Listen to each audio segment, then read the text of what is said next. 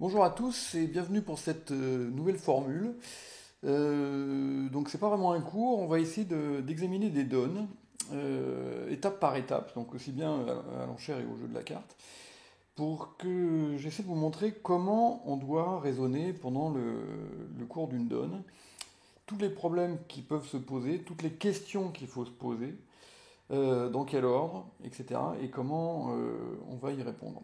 Alors, pour que vous puissiez vraiment profiter de cette formule, il faut que vous utilisiez la touche pause hein, sur la vidéo.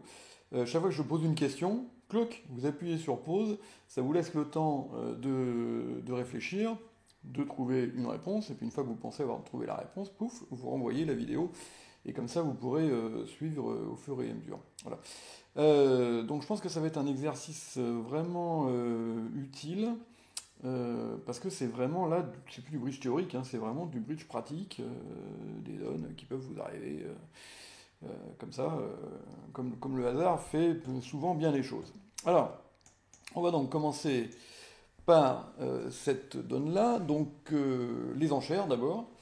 Donc vous avez ouvert d'un carreau, votre partenaire vous a répondu à un pic, et la première question donc, que je vais vous poser, c'est quelle est votre redemande? Donc là, vous appuyez sur pause, vous réfléchissez, et après, hop, vous réappuyez sur lecture. Alors, on pourrait hésiter avec cette main-là entre deux redemandes qui sont deux trèfles et un sans atout.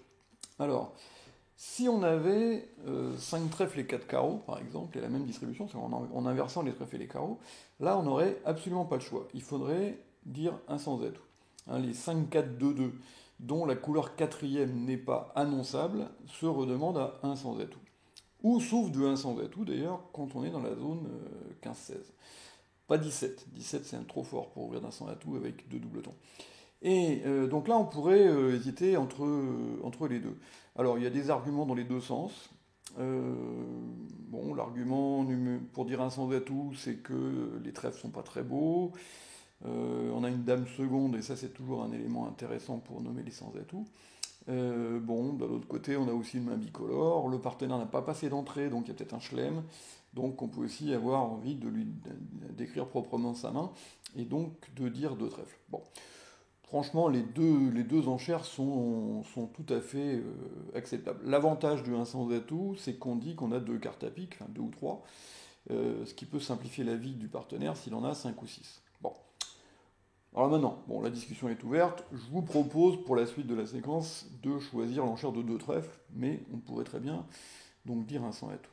Alors, imaginons que vous disiez deux trèfles, qui est l'enchère classique, hein, standard, et là-dessus, votre partenaire dit deux cœurs. Bon, vous avez reconnu la quatrième couleur forcing, évidemment, et vous avez à nouveau un problème. Alors, quelle est votre troisième enchère? Alors, souvent on vous dit que sur une quatrième couleur, la priorité numéro un, c'est de fitter avec trois cartes la majeure de réponse du partenaire, ça c'est totalement vrai. Et puis que la deuxième priorité, c'est de nommer les sans atout quand on a un arrêt dans la couleur, dans la quatrième couleur. Alors, c'est pas tout à fait vrai. La deuxième priorité, c'est d'abord de décrire une distribution un peu plus exotique que prévu. Donc, par exemple, si vous aviez un cinquième trèfle, vous pourriez répéter vos trèfles, même avec l'arrêt des cœurs. Hein. Donc, c'est pas forcément la priorité numéro 2. Alors maintenant, on vous dit qu'il faut un arrêt à cœur. Et là, je ne suis pas tout à fait d'accord. Je pense qu'un demi-arrêt, ça suffit la plupart du temps. Et en particulier, la dame seconde. La dame seconde, c'est quelque chose quand on joue les sans atouts qu'il faut absolument mettre dans la main du déclarant. Voilà. Et pas la mettre au mort. Parce que évidemment, elle va se faire prendre beaucoup plus facilement quand on la met au mort, donc en seconde la levée, que quand on la met en quatrième. Hein, vous voyez, dès que votre partenaire a n'importe quel honneur à cœur, le roi, troisième, l'as troisième, etc., etc., quand c'est vous qui jouez le coup depuis la main de la dame seconde, c'est bien meilleur que quand c'est votre partenaire et que vous étalez la dame seconde au mort. Voilà, donc le fait d'avoir une dame seconde est toujours un argument pour nommer les sans-atouts. Bien. Alors, en revanche, ce qu'il ne faut surtout pas faire, c'est dire deux piques. Hein, dans cette position-là, de l'enchère de deux piques, ça n'est pas une préférence. D'accord. Votre partenaire n'a pas fait une enchère de bicolore, et vous n'êtes pas en situation de préférence. Donc l'enchère de deux piques doit absolument garantir trois cartes à pique. On ne peut pas avoir d'ambiguïté comme ça infinie sur le nombre de piques que chacun des joueurs possède. Quand votre partenaire dit 2 cœurs, quatrième couleur, on ne sait pas s'il a 4 piques ou 5 piques ou 6 piques, on n'en sait rien, d'accord. Bon. Si vous dites 2 piques et qu'on ne sait pas non plus si vous en avez 2 ou si vous en avez 3, ça veut dire qu'aucun des deux joueurs ne connaît le nombre de piques de l'autre. Bon, et ça c'est totalement ingérable, d'accord. Bon, donc il faut impérativement que le soutien à 2 piques dans cette position provienne de 3 cartes, sinon c'est injouable. Voilà, donc du coup, alors si on voulait pas dire 200 atouts, il faudrait répéter les carreaux, hein, qui est normalement l'enchère poubelle. Alors il y a des gens qui suggèrent actuellement que ce soit la deuxième couleur qui soit l'enchère poubelle, je suis pas trop d'accord. Moi je pense que c'est mieux que ce soit, dans cette position-là, celle qui est déjà connue comme cinquième. Bon, enfin bon, ça se discute. Et donc de toute façon, je pense que la meilleure enchère, c'est de dire 200 atouts pour orienter les 100 atouts de la bonne main. Alors, vous dites donc 200 atouts, et là-dessus, votre partenaire dit 3 piques. Alors, question à 10 francs, combien de piques il a quand il fait ça? Et la réponse est, il en a 6, puisque votre partenaire sait que vous n'en avez pas 3 quand vous avez dit 200 atouts, hein, parce que l'enchère de 2 piques avec 3 cartes aurait évidemment été prioritaire. Et donc là, votre partenaire vous prévient qu'il a 6 cartes à pique, sinon ça n'aurait strictement aucun sens. Bon. Alors, vous avez une main qui est quand même plutôt moche, hein, mais pas beaucoup d'honneur utile a priori, à part les carreaux, le reste est quand même pas terrible. Et donc, je vous propose de dire 4 piques, qui n'est pas du tout une enchère de stop d'ailleurs, hein, parce que votre partenaire n'a pas limité sa main, donc il pourrait avoir 20 points d'honneur, auquel cas il va reparler évidemment sur 4 piques. Hein. Mais en disant 4 piques, vous l'encouragez pas beaucoup, hein, en montrant que vous n'avez pas des honneurs très, très passionnants. Pour faire une enchère plus encourageante, par exemple, vous pourriez dépasser le contrat de 300 atouts, et en particulier dire 4 cœurs, qui serait compris comme un encouragement pour le chelem à pique. Donc là, vous avez une main pourrie, vous dites 4 piques, et en l'occurrence, votre partenaire passe. Bien. Alors maintenant, on a fini avec cette main-là, parce que c'est le mort, et on va passer en flanc avec cette main-là. Alors, pardonnez-moi, quelle est votre entame avec ce jeu, sur la séquence donc qu'on vient de voir? Alors, on peut hésiter donc entre deux entames, hein, cœur et trèfle. Bon, franchement, pique dans le cingleton à tout, ça n'a pas de sens, et carreau dans l'as quatrième et les carreaux du mort, ça n'a pas de sens non plus. Bon. Alors, c'est vrai que les trèfles ont été nommés par l'adversaire, mais enfin, d'un autre côté, Dame Valet 10, c'est quand même une bonne teneur à entamer. Bien. Donc, cœur, c'est un petit peu plus aventureux dans cette position-là, donc il paraît plus raisonnable d'entamer de la dame de trèfle. Si on n'avait pas le 10, évidemment, là, il faudrait certainement entamer à cœur. Hein. Mais dame valet 10 quatrième, ça peut quand même probablement pas faire beaucoup de mal. Et ça peut libérer des levées rapides si le mort n'a que le roi, par exemple, avec l'as chez votre partenaire, hein, pourquoi pas, ou que l'as et libérer éventuellement une ou deux levées chez nous. Donc vous choisissez d'entamer de la dame de trèfle. Le mort s'étale, avec évidemment la main qu'on avait déjà vue tout à l'heure. Et voici donc la première levée. Le mort met un petit, votre partenaire met le 7, et le déclarant prend du roi. Alors là, moi je vois très souvent comment ça se passe à la table. Pof, tout le monde retourne sa carte, et en voiture, Simone, on est parti pour le coup. Et le joueur qui est en ouest n'a absolument réfléchi à rien. Et il n'a pas fait de plan de jeu. Bon. Alors, évidemment, il faut perdre cette très mauvaise habitude. Hein. Et chaque joueur de champ, c'est-à-dire les trois autres joueurs que le mort, doivent faire un plan de jeu. Et ce plan de jeu, il faut le faire à la première levée. D'accord? Alors, je vous rappelle un point du règlement qui est très important, c'est que vous pouvez bloquer le jeu à n'importe quel moment, tout simplement en refusant de retourner votre carte. C'est-à-dire vous laissez votre dame de trèfle visible. Et ça a deux conséquences. C'est que, un, ça oblige les trois autres joueurs à faire pareil. C'est-à-dire que vous laissez la carte visible pour que vous puissiez bien les regarder, bien les noter. Et le jeu est bloqué. C'est-à-dire que tant que vous n'avez pas retourné votre carte, on n'a pas le droit de jouer pour la levée suivante. Bon. Alors évidemment, vous êtes tombé sur des râleurs qui se mettaient à trépigner parce que tatata. Mais ça, c'est pas grave. Le règlement, c'est le même pour tous. Vous avez le droit de bloquer le jeu. Et ce qui va vous permettre de faire votre plan de jeu. Bon. Et ce plan de jeu, quand on est en flanc, il se fait toujours de la même façon, en 3 étapes. Toujours les mêmes, toujours dans le même ordre. Première étape, je compte les points du mort. Bon, là, il y en a 13. Moi, j'en ai 11. 13 et 11, ça fait 24. Donc, il y a 16 points qui se baladent entre le déclarant et votre partenaire. Comme le déclarant a fait une séquence forcing de manche en face de l'ouverture, bon, il a 6 cartes à pique, donc on va quand même lui octroyer en principe au moins 11 ou 12 points. Donc vous voyez que sur les 16 manquants, ben, il n'en reste pas grand-chose chez votre partenaire. 4, 5 à tout casser, d'accord? Bon. Et peut-être même un petit peu moins. Bon, ça, c'est donc la première étape. C'est très important, ça va très vite et il faut absolument le faire de façon systématique. Deuxième chose, j'analyse soigneusement la situation de la couleur d'entame. Alors là, regardez bien le set de trèfle qu'a fourni votre partenaire. Alors, si vous regardez les cartes qui vous manquent, vous allez vous apercevoir que donc n'hésitez pas à appuyer sur la touche pause avant d'avoir l'explication. Que ce set de trèfle, c'est le deuxième plus gros, c'est-à-dire qu'il manque que le 9 au-dessus. D'accord? Donc déjà, votre partenaire ne peut pas avoir un nombre impair de trèfle, puisque s'il avait 3 cartes à trèfle, il en aurait 2 au-dessus du 7, et ça, c'est pas possible puisqu'il n'y a que le 9. Donc vous êtes déjà sûr d'une chose, c'est que votre partenaire possède un nombre pair. Bon. Alors ce nombre pair, ça ne peut pas être 6, parce que sinon ça nous ferait déjà beaucoup trop de trèfle sur la table. Et ça peut donc être que 2 ou 4. Alors 2 c'est possible si votre partenaire a doubleton, donc le 7 et le 5 ou le 7 et le 3, d'accord? Et 4 c'est possible aussi si votre partenaire possède 9, 7, 5, 3. Puisque je vous rappelle que dans ces cas-là, la règle, c'est avec 4 cartes d'essayer de fournir la seconde. Et pas la troisième, d'accord? On ne met la troisième que quand la seconde n'est pas sacrifiable avec 4 cartes. Voilà. La seconde est toujours beaucoup plus claire et beaucoup plus facile à lire pour le partenaire, d'accord? Alors évidemment, si cette seconde a une importance stratégique, on ne va pas la gaspiller, hein, on balance pas une levée par la fenêtre pour signaler, hein, bon ça c'est un principe universel. Mais dès que la deuxième est sacrifiable, si vous voulez, qu'elle n'a pas d'importance stratégique en tant qu'honneur, en fait, il faut la mettre parce qu'elle est beaucoup plus claire pour le partenaire. Donc là, on va retenir 2 hypothèses, pour l'instant, qui sont donc que mon partenaire a le doubleton, ce qui ferait le roi troisième chez le déclarant, et donc potentiellement une levée de trèfle pour nous. Hein. Et l'autre hypothèse, c'est 4 petits chez le partenaire, et donc là, ça fait le roi sec chez le déclarant.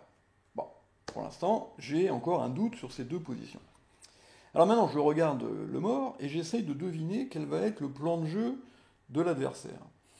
Et là, il n'y a pas besoin de regarder le mort très longtemps pour s'apercevoir qu'il y a évidemment une grosse menace représentée par les carreaux du mort. C'est-à-dire que le déclarant va pouvoir libérer très facilement des carreaux pour défausser les perdantes qu'il peut avoir dans sa main. Bon. Alors, vous avez perdu la main, et ça c'est plutôt un avantage bizarrement pour la défense, parce que c'est le déclarant qui va nous montrer quelles sont ses intentions. Vous voyez? Bon, parce que, bon, il est probable qu'il va jouer sur l'affranchissement des carreaux, il pourrait éventuellement essayer de couper des cœurs aussi, hein, pourquoi pas.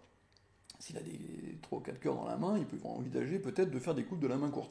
Et ça, c'est le déclarant qui va nous le montrer à la deuxième levée. Bon, donc là, cette fois-ci, pour l'instant, on a fait à peu près le tour de ce qu'on pouvait se dire en ce début de coup. Et là, maintenant, il est temps de recouvrir la dame de trèfle et de laisser le jeu se poursuivre. Alors, le déclarant à la deuxième levée joue un petit pic. Bon, vous mettez le 3 de pique, il met le valet du mort, et votre partenaire prend de l'as. Bon, donc là, c'est pareil. Vous notez soigneusement dans un petit coin que votre partenaire n'a évidemment ni le roi ni la dame de pique, puisque je vous rappelle que quand on prend une levée, on le prend à l'économie. Hein, donc quand on prend à classe, c'est qu'on ne peut pas prendre plus bas. Bon. Donc le déclarant est connu avec roi-dame de pique. Et votre partenaire vient de montrer l'essentiel de ses forces, hein, puisque rappelez-vous qu'on avait dit qu'il avait pour plus de 4 ou 5 points d'honneur. Bon.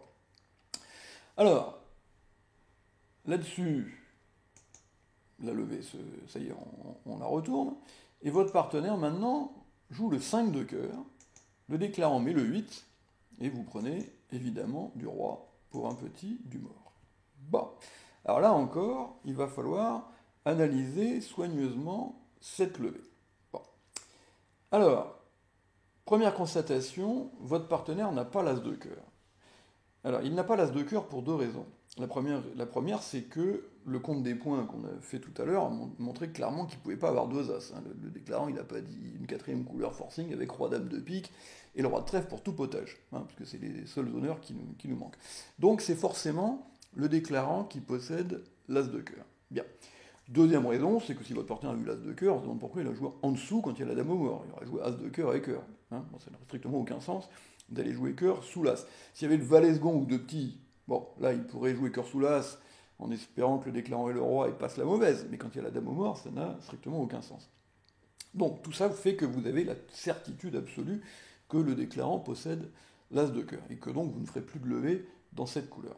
Alors maintenant, on va regarder attentivement le 5, et on s'aperçoit qu'il manque le 3 et le 2. Bon. Donc ça nous dit clairement que le partenaire ne peut pas avoir 5 cartes à cœur.